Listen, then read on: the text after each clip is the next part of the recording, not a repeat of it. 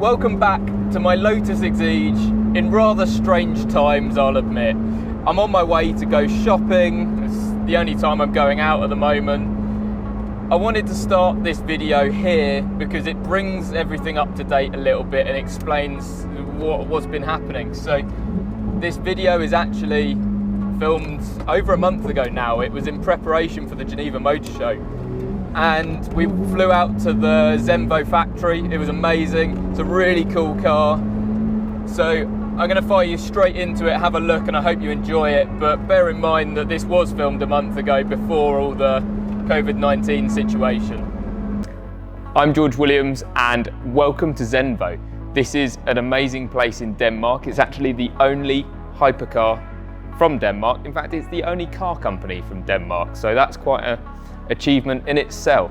So we're going to show you today a bit about this camera. This is the Fuji GFX100, and we're also going to show you this amazing car.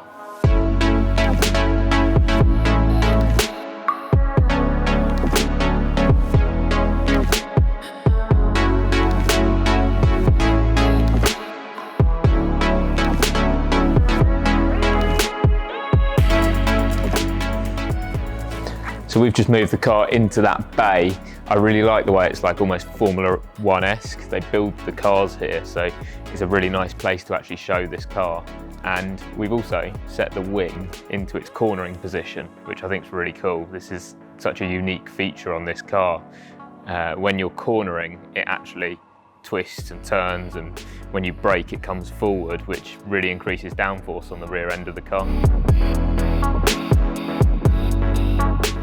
If you have a wing and you want to have maximum downforce, there is only one speed it's right for. So there is a sweet spot always for a certain speed on the car. So that means that we are adjusting the wing towards the speed all the time.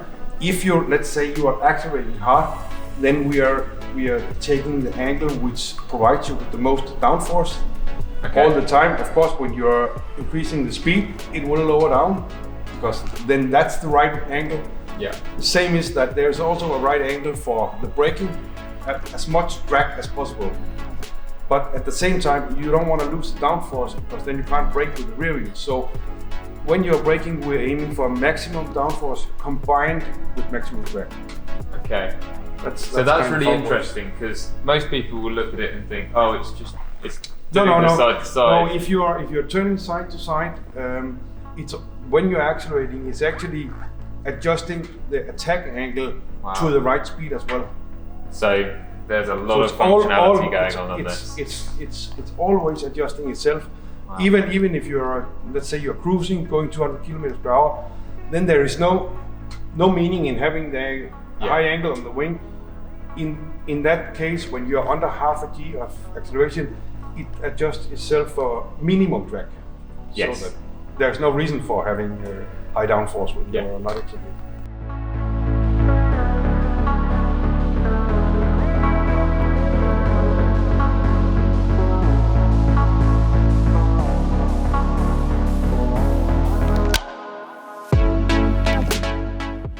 We've just brought the car into this area of the factory. I really like the text on the wall. We've got a bit of natural light flowing in. It makes a really big difference. So I'm shooting a rear 3/4 first, and then we're going to switch the wheels because they haven't quite got the tyres mounted onto the other two. So we'll turn the car around and do a front 3/4 shot after this.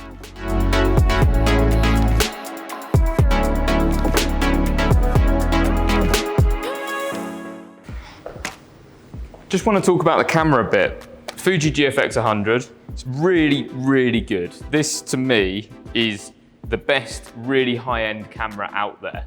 I'm currently using the 32-64 lens. It's given me a great variety. It's pretty much pin sharp the whole way through, although the 110mm lens is definitely sharper. The whole usability of this camera really is what sets it apart from everything else. In comparison to a Hasselblad, anyone can just grab it and use it. A Hasselblad takes you a bit of time. And also, I think the files are better quality as well. Feels pretty weather sealed, not that we're using it outside on any of this shoot, but it's just working really well. I'm loving this camera in so many ways, and I think at some stage I'll put my money where my mouth is and probably buy one.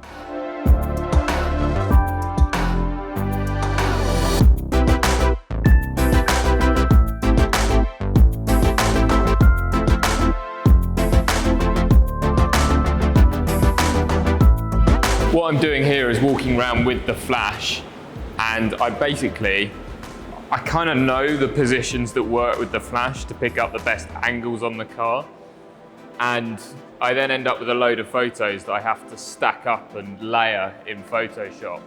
And what I'm trying to do, I'm trying to show the body lines, and I've always said this, it's not where you are lighting, it's where you're not lighting, where the shadows are, that really matters.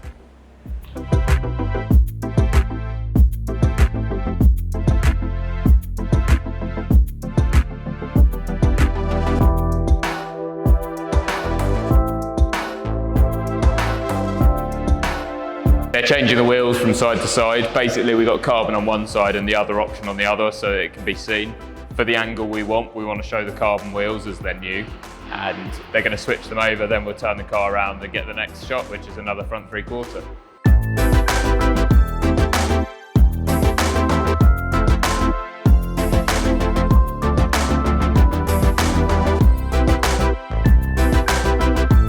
Zenvo is quite an established brand actually, and although it may not be known by everyone in the world, I think throughout the world of enthusiasts, most of us will have heard of it, most of us will have seen this car, and they have been constantly evolving to bring new technology and just amazing little details. Okay, so I'm going to open this up. What I love about this, it's actually got a boot. Most hypercars don't have a boot, so you could maybe fit a helmet or two, or a briefcase, or some cucumbers, whatever you fancy. What you see here on the bonnet is actually the latest carbon fibre innovation from Zenvo. And what I love about this is they're doing something that I've not actually seen before, giving us different layers, and it's totally flat. It's done so well, and they gave me a little explanation of how it's done, and I can't tell you exactly how, but it really blew my mind that this was even possible.